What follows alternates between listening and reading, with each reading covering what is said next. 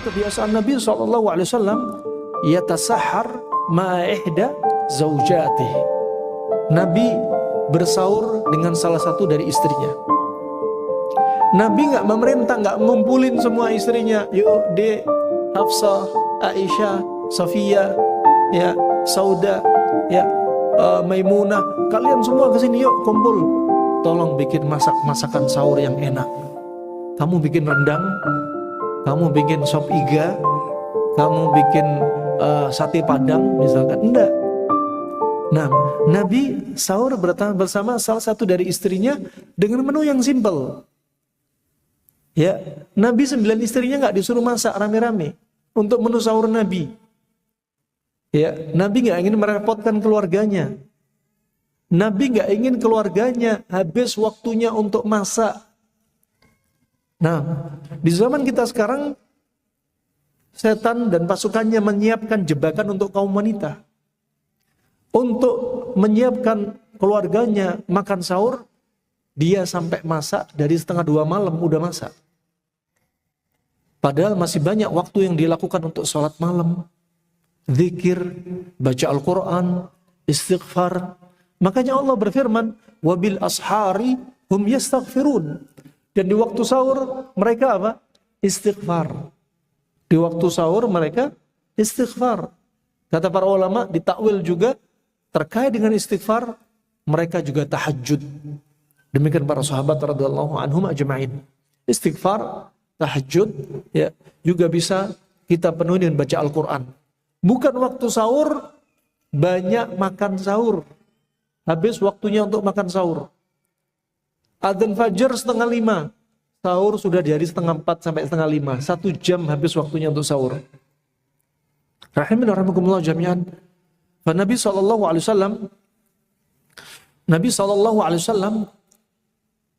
bersabda, tasahharu fa inna fi sahuri barakah. Sahurlah Anda, karena pada sahur itu ada padanya keberkahan.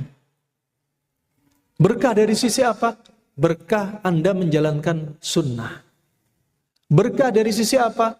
Berkah dari sisi Anda menyelisihi ahlul kitab.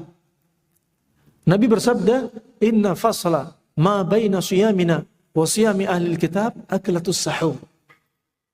Sesungguhnya pembeda antara puasa kita dan puasanya ahlul kitab adalah makan sahur. Ahlul kitab kalau puasa nggak makan sahur. Nabi menganjurkan kita untuk makan sahur. Nah, ini rahimani wa rahimakumullah jami'an. Berkah juga dari sisi apa? Kekuatan, kesehatan. Dalam hadis yang lainnya, riwayat Ibnu Majah, Hasan li ghairi, Nabi bersabda, ista'inu bis sahuri li siyamika fin nahari wasta'inu bil qailulati li qiyamika fil laili. Ambillah sebab Anda makan sahur biar kuat puasa di siang hari. Ambillah sebab Anda qailulah, istirahat di siang hari biar kuat sholat di malam harinya. Ini rahasianya. Juga termasuk keberkahan. Kuat puasa di siang hari gak harus berarti banyak makan sahur. Ini salah. Biar kuat puasa esok, saya sahurnya harus banyak. Salah. Semakin Anda kebanyakan makan sahur, semakin lemes. Semakin banyak makan sahur, semakin gampang terjatuh dalam dosa. Ibnu Qayyim berwasiat, fudulu ta'am da'in ila asya' kathira minasyarr. Ila tahrikil jawarih lil ma'asi wa yuzkilu al-badani an ta'atillah. Kata Ibnu Qayyim rahimallahu ta'ala, makan yang terlalu banyak atau banyak makan itu akan mendatangkan keburukan yang banyak. Keburukannya banyak, tapi 2 keburukan yang disebutkan Ibnu Qayyim sudah cukup bagi kita sebagai pelajaran. Keburukan yang pertama, dengan kebanyakan makan, tubuh kita akan, atau organ tubuh kita akan mudah tergiring untuk menjatuhkan diri dalam maksiat. Dan tubuh kita dibikin berat untuk mendatangi ketaatan kepada Allah Subhanahu wa taala. Nah, ini wasiat rahimani rahimakumullah jami'an. Sahur itu enggak harus 4 sehat 5 sempurna. Ya, 4 sehat 5 ajib, nggak harus.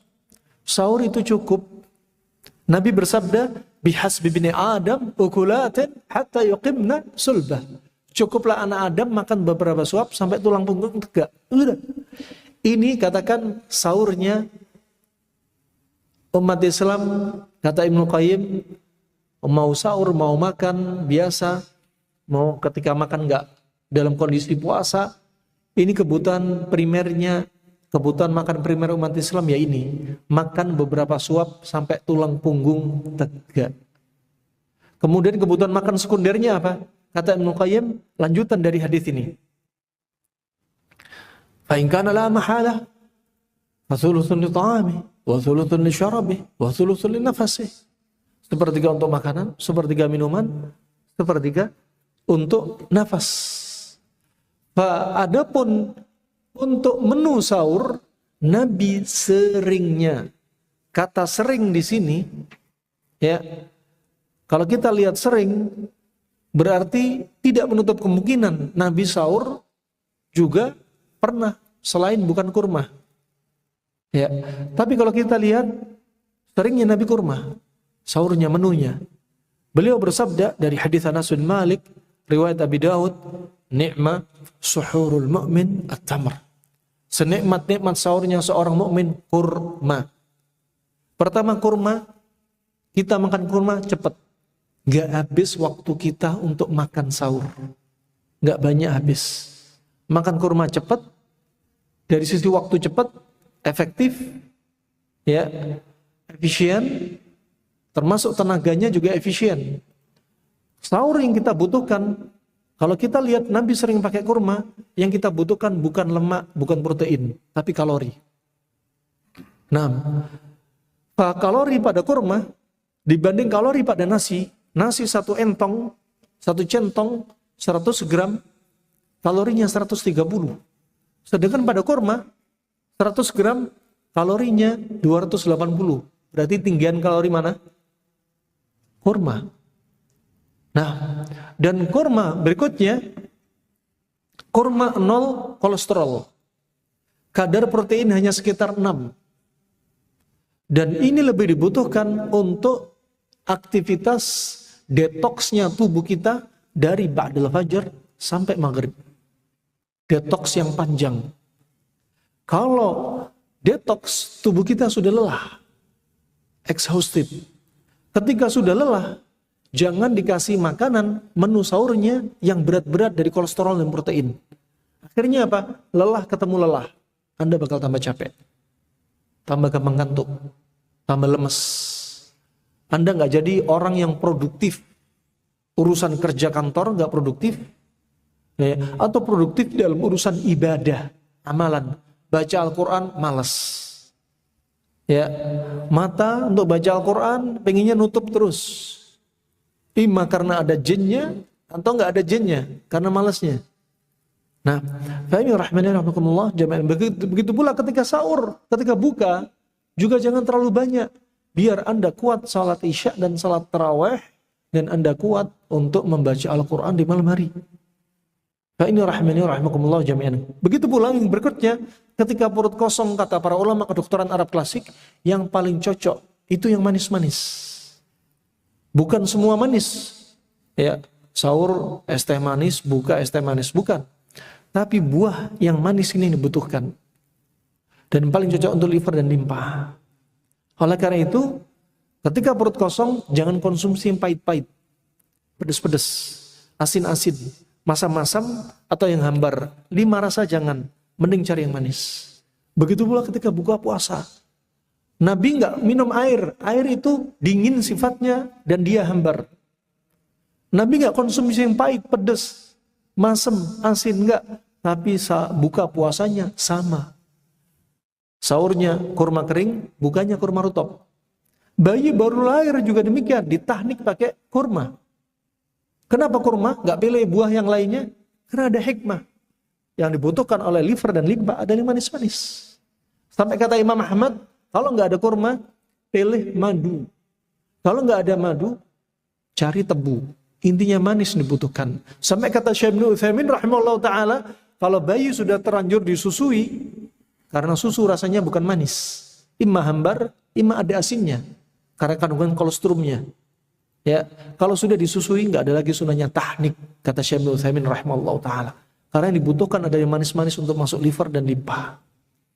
Nah ini rahimahumullah jami'an sebagai bahan tadabbur kita. Alhamdulillah dari awal Ramadan sampai tadi sahur, alhamdulillah masih bertahan kurma. Kadang cuma kurma, kadang kurma dengan pasangannya. Kurma melon, kurma semangka, bisa kurma timun, kurma pepaya, kurma buah pir, dan semisalnya. Ini rahimani wa rahmakumullah jami'an. Kalau sahur, Anda jangan sahur mencukupkan diri dengan minum air nabits. Anda lemah, cepat lemas. Sahur dengan kurma rutop, jangan, karena kalorinya nggak setinggi kurma kering. Ya, sahur dengan kurma mengkel, buser, kurma warna kuning atau merah marun, jangan. Nah ini sebagai bahan tadabbur kita. Rahimana rahimakumullah jami'an. Sahur kurma simple. Kurma dicerna sekitar 10 menit, 15 menit. Anda sahur kurma jam 4, Anda minum 5 menit, 10 menit sebelum adzan, Anda minum. Sehingga ada jeda jarak antara makan kurma dan minum, ada jaraknya. Dan ini nggak disebutkan Nabi SAW. Hanya kita bahas hikmah dari kenapa Allah ciptakan lambung dengan 5 enzimnya. Ada mulut lambung, kemudian ada cairan cim, kemusat. Ini semua ada kaitannya. Karena kalau makan kurma, langsung minum, khawatir kurma nggak hancur. Kalau kurma nggak hancur, akan berjubel di mulut lambung, sphincter pylori, akan menyebabkan, kata Ibnu Qayyim, al-kulanj. Bahasa kerennya sekarang, kolik abdomen, nyeri perut yang hebat.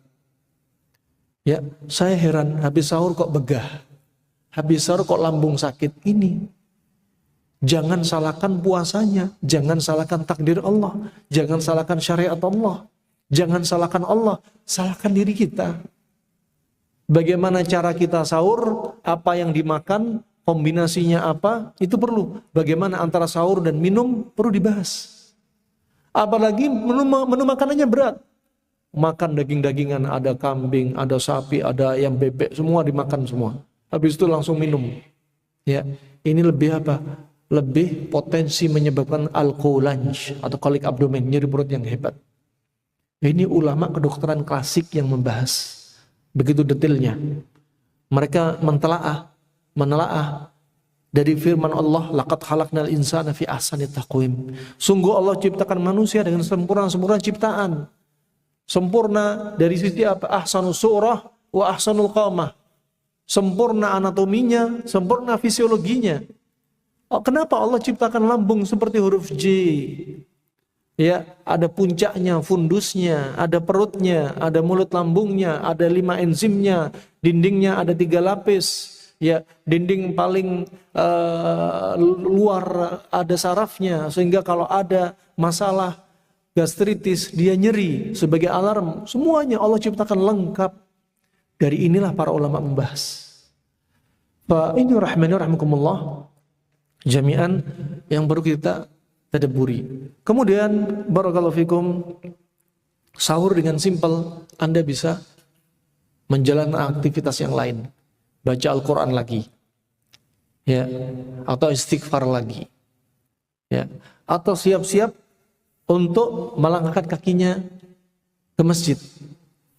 Nah, tapi yang afdal untuk sholat 2 rakaat sebelum fajar, ya, sebagaimana disebutkan berikutnya Nabi apa? Yusalli sunnatas subhi rak'ataini khafifataini. 2 rakaat sebelum sholat subuh, qabliyah. Itu di rumah. Kenapa? Karena rumahnya Nabi dekat, nempel dengan masjid.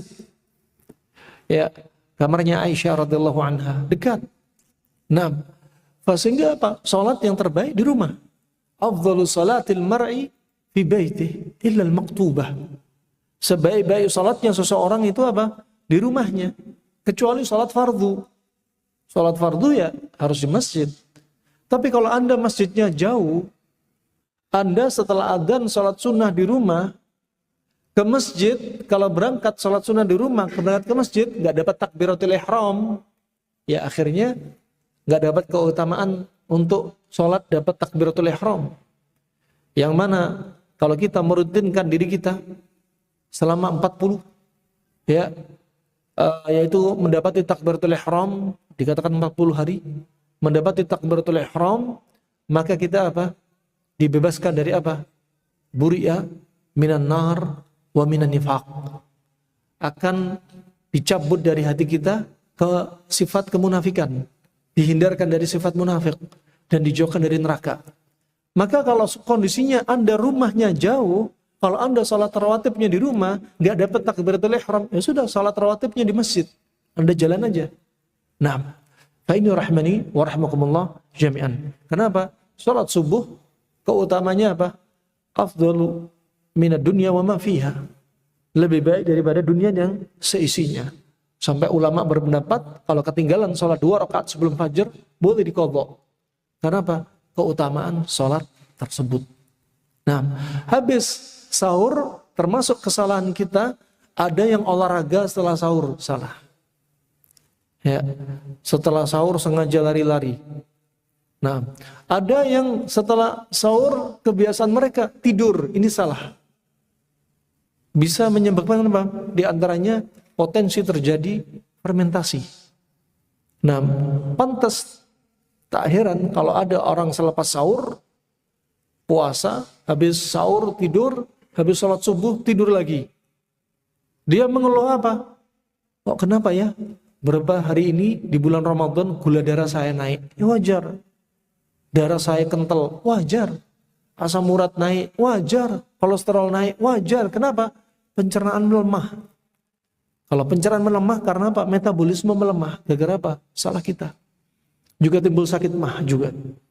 Nah, ini bahan tadabbur. Maka jangan salahkan syariat Allah, tapi salahkan diri kita.